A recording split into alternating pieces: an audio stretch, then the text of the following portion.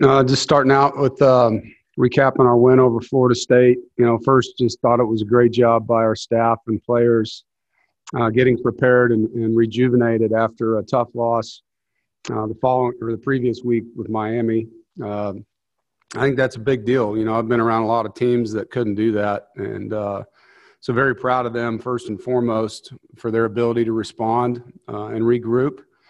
And it's really what this team has done all year. It started off really in our off season when they came back. They were hungry. They couldn't wait to get to work. They had learned a lot, through the previous year and all the tough things we went through. And that just grew, as we got into the quarantine period and the beginning of the pandemic after our spring break, and then the social unrest and injustice that took place, seeing our players bond together, and really our athletic department. And so it's appropriate, that this game is dedicated to our Pack United platform that was formed by our student athletes and backed by our coaching staffs and administration to support the effort to fight social unrest and discrimination and prejudice, and doing so by using the three pillars of awareness, education, and action. And very proud of our athletic department, our student athletes, and Isaiah Moore and Grant Gibson for all of the work that has gone into that and continues to go into that. And so this game will have a lot of emphasis there for us as a football program, and look forward to that. In this game with Florida State, we talked a lot about them being a fast start team. They'd scored more points in the first quarter than they had in any other quarter. And so it was great to see us get out offensively in our first drive, have a 13-play drive, and overcame 3 penalties. Had 2 tough third downs, third and longs, and go down and score a touchdown. Defensively, the first drive, we're out there 3 and out and got the ball right back. And throughout the game, I thought we made a lot of adjustments. And that happens every game, but not every game do you have as many as we had in this one. And the ability of the coaches to communicate well with the players to take the communication, understand it, and go to the field and execute. There was a lot of things that happened in that game, particularly on defense.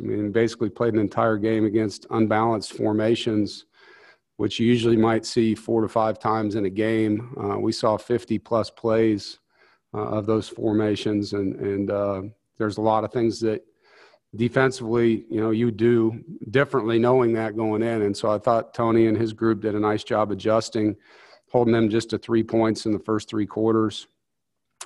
A lot of emphasis went into finishing, and finished the first half with an interception on defense by Tyler Baker-Williams, and then started fast in the third quarter with a stop and an offensive score. And then to see the offense, be able to run 5.5 minutes off the clock there in the final quarter and run the football the way they did, finish blocks, finishing with a field goal to extend the lead. Obviously like to prevent them from scoring in those drives in the fourth quarter. But overall, I was very excited just about how we played, the energy we played with. I thought we had really good focus and practice. From a positive standpoint on offense, we ran the ball really well when it counted in the fourth quarter. Obviously, we'd like to run it better in the first 3. We were extremely efficient on third down. I thought Bailey played an incredible game. It was 71% completion rate, had 4 touchdowns, 3 in the pass game, 1 in the run game. The wideouts and tight ends blocked well on the perimeter and gave us a chance on some perimeter screens and downfield runs. And our wide receivers continued to not only catch the ball well, but to make some plays with their feet after the catch. And saw them do that, saw Thayer do that. I thought on the O-line, Icky and Joe graded out the highest they had all year. And that was a really good defensive line. That's a good group. They're big. Those 2 defensive ends are NFL players, and I thought Icky played really well. From a negative standpoint on offense, we had 2 4th and 1s, one that we got stopped on where we just didn't block the play the way that we wanted to. And the second one where we had a holding penalty that took a first down away where we had to punt then on 4th and 6. So obviously on 4th and 1, those are attitude type plays, and you'd like to be able to convert there. We had 6 tackles for loss in our backfield, which created second longs and we were able to overcome some of those. But, you don't want to have plays that create second longs and put you behind the chains. On defense, positively, I thought we played really hard. We adjusted well. We had 2 fourth down stops. We had a takeaway. I thought Isaiah Moore played his best game since he started for us. It was great having Drake back. He was very physical on the edge. I thought Aleem had his second week where he just really, really excelled inside. He's playing hard. Him and CJ are playing well at the nose tackle position. It was good to see Daniel Joseph and Savion and Terrell make some plays at defensive end. There's some things that we got to continue to work on there. But I like the way they played. They were very aggressive. Negatives, we gave up 3 explosive plays for touchdowns, and then we've been really good on third down. We've been really good in our red zone defense. But we can't allow people to score, in those explosive manners. And one of them was a missed tackle where we had a guy right there on a 4th and short. We did force 2 fumbles that we didn't recover. So those are plays, obviously, we'd like to do better. But overall, it was a really good night. I thought our special teams were good. They created over 40 yards in hidden field, hidden yardage for us, which obviously creates field position. I love how hard our kickoff team played. We had 2 tackles inside the 20. There was a lot of physical play. There's a lot of strain. There's a lot of guys beating blocks. I thought C.J. Hart really played well on that unit. Thayer had a big punt return, 23-yard return. We had 2 opportunities on our kickoff return that were one block away from being big, explosive runs, and so we need to improve there. Coming out of the game health-wise was pretty positive, and I hope that we have Tanner back this week. That's trending the positive. But as of now, we should have the same lineup that we had last week with Tanner being added to it.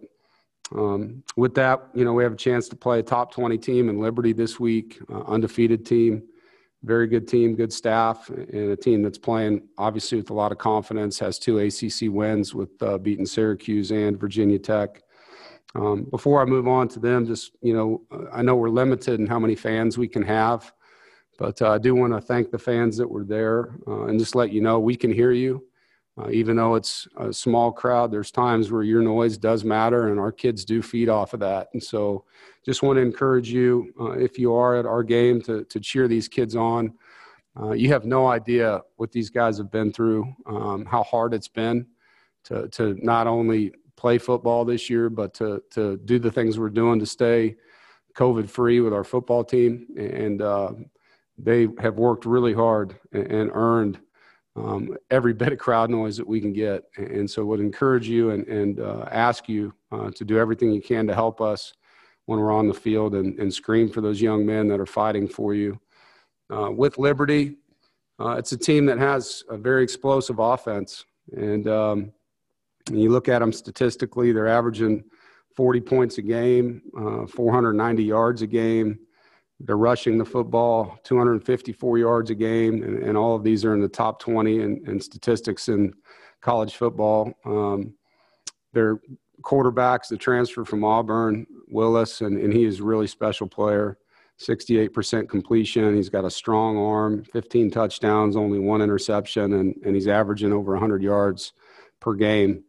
They rotate 3 different running backs that are all different in style and productive. The receiving core catches the ball well. They don't have a lot of drops on the season. Their slot receivers are big play guys, and they're sure-handed guys on the outside. Their tight end's a good player. All of their offensive linemen were Letterman a year ago, and they play well together. They're a ball control offense. They're one of the top teams in the country in time of possession, so we have to do a good job stopping them and getting the ball back for our offense and offensively maximizing our possessions. On defense, they're a 4-2-5 defense, play a lot of cover 3 and cover 4, and they play hard. I think their 2 defensive ends, number 11 and number 10, are very productive. Number 11 in particular jumps off the tape. When you watch them, they play hard. They're where they're supposed to be. They don't do a ton of things, but they do them well. And we have to make plays. We've got to be explosive. We've got to be physical. We've got to take care of the football and maximize our possessions. And obviously this whole thing is going to be about being able to get Willis off track because nobody's been able to do that. Any questions? All right, Jonas, start with you. Coach, as always, thank you for taking time and speaking with us. I warned you ahead of time. This is kind of a long-winded question, so I apologize in advance. You kind of touched on that Liberty's playing with a lot of confidence, and they're a smaller school outside of Power Five, undefeated right now. You've been there coaching at a smaller school that got on a nice little run and got some national attention. I know you can't speak for Coach Freeze, but can you kind of take us inside the mindset of a smaller program that's getting some confidence? And right now, at this point in the season, they feel like they're world beaters. Yeah, and Hugh's done a tremendous job there, and he'd done this before, when he was the head coach at Arkansas State. So that locker room's full of guys that felt like they could have played at a higher level. Those kids will have a chip on their shoulder when they play a Power Five team. They want to be noticed. They know that this is a chance to showcase not just their individual abilities, but how they can play as a football team against teams that have Power Five, behind their name. And the confidence piece, I know all of those guys when I was at Northern Illinois, they weren't afraid of anybody. They were just excited to play the game. And I'm sure that's what we're going to get. We're going to get a team that believes, for one, because they haven't lost this year. And they're playing for a coach that knows how to win games. And so it's going to be a very confident group. It's going to be a group that wants to prove themselves and an opportunity for them to do it, in a bigger stage. For us, we have to acknowledge all those things that I just said. But at the end of the day, it's really going to be about how we play. And I think whether we're playing against a Power Five team or not, we need to be better than we were last Saturday. And that's going to be our focus.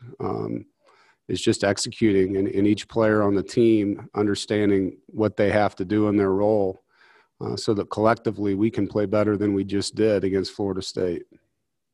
And just as a follow-up, how dangerous of a combination is that when a team is playing with that confidence and playing with something to prove, like with a chip on their shoulder? Yeah, no, I mean it's a good football team with good players. It has confidence. I mean, obviously that's what you want to have. And so it's a great opportunity for us to play a team like that, like I said, in the top 20 that's undefeated. David Thompson. Hey, Coach. Coach Freeze said today that, you guys are, for what he saw, the most talented team that, he's going to face this year, at least in the regular season. And, that you guys have the best chance of giving them a loss before the regular season ends. Is there the extra excitement of getting to spoil a perfect season for them and also getting to do it in your house? I hadn't really thought about it like that. For us, we're trying to finish, and we're in the fourth quarter of our season, coming off of a win. And obviously we'd like to finish winning all three of our games that are on our schedule. And this is just the next one. How it impacts their season really isn't the motivating piece of that for me. It's more about us being better. And I think that's the one thing you can see with our team. Even though we didn't beat Miami, we've gotten better each week here coming out of our bye week. And I want to continue that trend. I want to be a better football team this week and then a better team the next week and peak out when we're supposed to peak out here. And hopefully that'll equal what it is. But, I don't think using their team as a spoiler for their season really motivates me or our kids. It's more about us being better than we were last week. Brett. Dave, what is it that Willis does so well? And does he remind you of anybody you faced so far this season? I think Doeren King's probably a good comparison. He throws the ball really well. He has a super strong arm. I mean, his downfield throws are really impressive. He throws the ball well on the run. I mean, to this point in the season, you're not going to see a lot of weakness with him. I mean, you look at his statistics. There's not many quarterbacks that have that completion rate and that touchdown to interception rate with those rushing yards, I mean, he's done a tremendous job for them. And obviously the players are around him are a part of that. But there's a lot of things that happen on a play that he just makes happen on his own, which you saw from King. And his ability to throw the ball down the field accurately is really impressive. Having seen King a couple of weeks ago, does that help you in any way know what to expect and to maybe prepare for Willis? Well, we've seen several athletic quarterbacks, and I think it comes down to tackling and getting off of blocks. You got to get multiple people to him. And some of the plays they're going to do, they're going to motion a tailback out and get you into an empty type picture, and then he has the ability to throw it out or run it on a box count. And so we're going to have to be really good with getting people off of blocks and getting people back to them and then tackling them. I mean, that's the thing. You could have one or two guys there and he makes them both miss. And so it's not just the design of the defense. It's going to be the technique and the finish of plays that's going to matter and getting the ball out. We need, like I said, one of the most critical pieces in this game is shortening how long they have the football. I mean, they do a really good job of controlling the clock offensively. Thank you, Dave. Good luck this week. Thank you. Aaron Beard. Hey, Dave. I don't know if this is quite a fair assessment of some other teams, but there are some teams in college football that have had a look like they're not all in on this right now. Things are going bad, and they don't look like they want to be there. Your guys, on the other hand, like you've talked about buy-in and their effort, how big of a challenge has that – I mean, I know COVID's made everything tricky, but has that been a bigger challenge in trying to keep them all the way invested all the way to the end on this, or have they been even more dialed in because of everything they're dealing with? I think what that did is it created a moment for your locker room and your coaching staff to either gel together or fall apart. I really do. I think all the things that happened in the offseason when they had to leave us for 4 months, I mean, that was a critical time where your team had to really hold themselves accountable or not. And our guys did that. They did a tremendous job of holding each other accountable and coming back ready. And the social unrest created an opportunity again, for your team to come together or not. And our guys came together through the leadership of our football team. And it was very impressive to be a part of both things and to watch it. And I think that's carried us to where we are. This is a really close group of guys. It's a fun group of guys to coach. And it's been one of the most fun teams I've been around because of how much they truly care about each other. And they respect the game. They really like playing football. And so that has been, a blessing that's come through all this stuff that's made 2020 as hard as it's been a special year because of these guys. Just to follow up, did you have worries about that what if they lose a game or two and things go south a little bit on the field and things are already so difficult off the field right now? Was there any more worry than you would have with a normal team about that? Had I not seen how these guys came together, then yeah, it probably would have been a concern. But I didn't have that with our locker room. It was the opposite. I mean, they were giving me hope. They were showing me leadership. I mean, the things that these guys did, there hasn't been that. We've witnessed it, at other places, and we've had conversations about, did you see what happened here or there? But there's never been an inkling of that on our roster. So, hasn't been a big thing for us. Thank you. You bet. Corey. Hey, Dave. So through the 8 games so far for this offense, at this point averaging over 33 points per game, I believe. Looking at the game notes here that Annabelle just sent out, the 33.5 points per game is currently 4th overall for program history. You're doing that now with starting Bailey Hockman for 5 games. The plan initially was to have Devin Leary. You've obviously lost several players along the way, as far as the offensive line. How impressed have you been with the ability to still be able to put up that amount of points, and how much of that has to be accredited to Tim Beck as well for changing the system at this point? Well, I think Tim deserves a lot of credit. I think, and so do the coaches with them. I mean, those guys work well together. I think, I asked Tim to come in and break it apart and put it back together in his terms so that he could use his system and how he calls it. And he did that. And with losing how much of spring ball we lost and how unique fall camp was, to have a completely new vocabulary with these guys, to have new players that you're coaching and not have the opportunity to really kind of test it out the way you normally would in a spring and fall camp. I think he deserves a lot of credit for that. And then I think the players deserve a lot of credit for that. They bought in. They were excited about the change. They were really good learners, and they're making plays, and that's the thing. I mean, you see a guy catch a 5-yard ball and turn it into an explosive. You see Bam the other night takes a run and turns it into an explosive touchdown. You see receivers making acrobatic catches and tight ends, and it's a group effort, and I think it all starts with the leadership over there and the way that Tim has got those guys to buy in and the players wanting to be a really good offense. And so it's been fun to watch and be a part of, and it's just still evolving, and that's kind of the cool part of it. It's each week he's tweaking it here and there. And kind of a follow-up on that for Bailey, I know we've talked a lot about him over the last couple weeks, but what have you seen as far as the biggest transformation for him from last year to this year, in particular, his ability to run the offense and be able to pass the ball down the field as well? Well, I think he has good timing right now. He's getting the ball out on time. He's putting it in accurate places. I think he knows what to look at and why. He has a really good grasp of what's going on. And like I said the other day, it's nice to have multiple games with him because you kind of get a feel for what he likes and you can build it around him.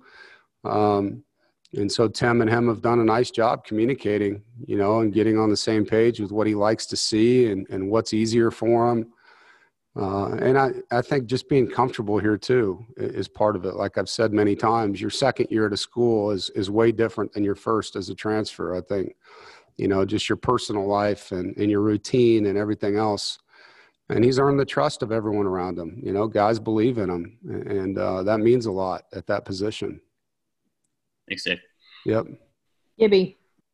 Yeah, Dave, I know you guys aren't looking ahead, but you're close to being bowl eligible. And I know that's not the focus, but how important is going to a bowl for your program? I mean, you missed out last year, but for a program, just how important is it to get those extra reps for the young players and to get to a bowl game? Well, the one thing that you can't do is give guys reps without practice. And so those practices they're so beneficial for younger players. And, basically you're going to take guys out and get them healthy that have gotten the lion's share of the reps for about a week. And all your developmental guys now are running your systems. And so now when you go into spring ball with those guys, they've got a lot of work in your system, and it makes spring ball different. Because you're not having to teach them the same way you would if you don't go to a bowl game where they had no reps. And so it just kind of accelerates your teaching. And there's plays that happen in these practices where a guy all of a sudden makes a diving catch or a one-handed interception, and his confidence changes, and he starts believing in himself. And so those reps are critical in the development of a player. And so that's the piece that really means a lot, not just the reward of the bowl, but the developmental part and the confidence that's gained by the kids that have been servicing us a lot on the scout team. If you'd gotten that chance to go last year, I mean, can you imagine where this team would be right now? Have you ever thought about that? Yeah, I mean, it would have been very valuable for all these kids that are now sophomores that were playing as freshmen last year. At the same time, we were so injured last year. I'm not sure how many practices we would have been able to do, but you just can't replace experience. And I think that's the one thing in the sport that you appreciate, like when Tanner Engel steps on the field, we go from freshman to junior. And so there's a lot of game experience and practice experience that happens just with one player, and so whether it's 5 practices or 10 games or whatever it is, as a coach, I can't insert that into a guy. You have to rep it. And reps are the most important thing for these guys in their development. Thanks, Coach. Appreciate it. You bet. Rob McClam. Dave, my question is sort of an extension on what Aaron Beard asked. You mentioned how your team has handled 2020. You've had the election, the pandemic, and social issues. Do you think you have kids where their responses this is going to endure in their lives? They're going to continue to build on the progress and the way they've handled this? Absolutely. I think, there's a lot of growth, personal growth. There was social growth. Obviously, there was so many different opportunities to respond to adversity this year, whether it was us losing a game or us having to change schedules, or are we going to play, not going to play, who are we going to play?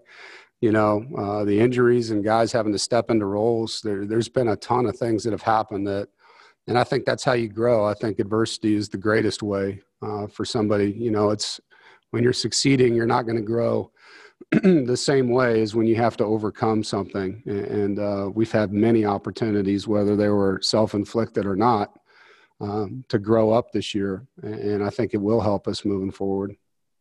And add on to that, do you see these guys as being the type that would do things for the community, be active in voting, be active in those things, and not necessarily when it's in the limelight type of thing? Do you feel like they'll do it just because it's the right thing to do? I would hope so. I can't answer that, Rob, for them. 100% of our team registered to vote. But, at the end of the day, that's going to be a personal choice. I would think that this year is going to instigate a lot of guys to continue to be active because, I think it's important to them.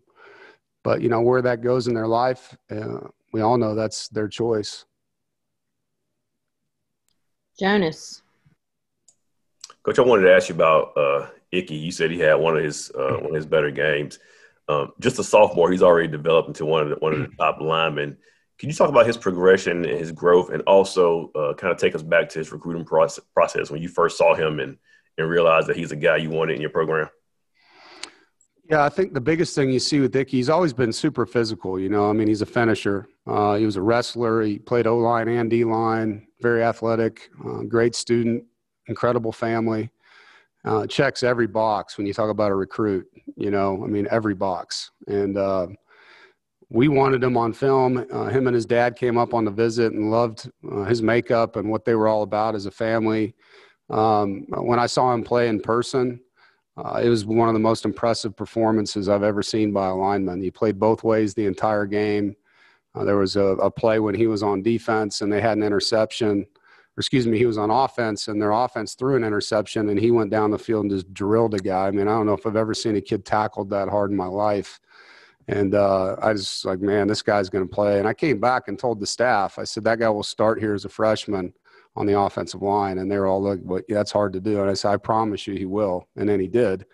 And, not trying to say that I'm the greatest evaluator, but when you see something like that in person, it was impressive. His improvement's been in his technique more than anything. I think when you're as strong and as athletic as him, a lot of times you rely on that, and your fundamentals at times can, not have to be great. And then you get up against a really good player and you can get exposed even when you're talented. And so he's worked really hard with Coach Garrison on just some little things, and I know John was proud of him. He graded out like 91% against one of the better defensive ends in the ACC. So that was a really good performance for him. And I'm sure it helps that when you guys don't have to coach or teach that nastiness that he has in finishing those blocks, it probably just adds on to it. Yeah, he's the instigator of the pancake world around here, he's the guy that sets the bar for knockdowns and pancakes, and the guys all compete for that, but I know our whole sideline gets juiced when he does that stuff in the game. They love watching him play. How many teams stand there and just can't wait to watch their tackle block somebody? It's something we look forward to. He's a really good football player. He plays with a demeanor that we embrace, and he's a great human being, and I think all those things make it fun to have a guy like that on your roster. Nick Pierce. Thanks, Coach. Nick Pierce from the Liberty Flame Sports Network. Coach Freeze mentioned this morning you guys, I think, have been on a golf outing or two together. What do you recall about that? Who had the better day, and where did you guys play? Well, the fundraiser that Chick-fil-A and the Peach Bowl have in the spring, they didn't have it this year because of COVID, but to raise money for your charity of choice has been something that we've done every year. And twice we were matched up with Hugh. And he's a good golfer, really good player. And his partner was a really good player. He's got an awkward swing, I can tell you that, but he's a really good player. And they beat us both times when we played them in that tournament. But great guy, always enjoyed my time with Hugh and respect him a lot as a football coach. He's done a tremendous job everywhere he's been.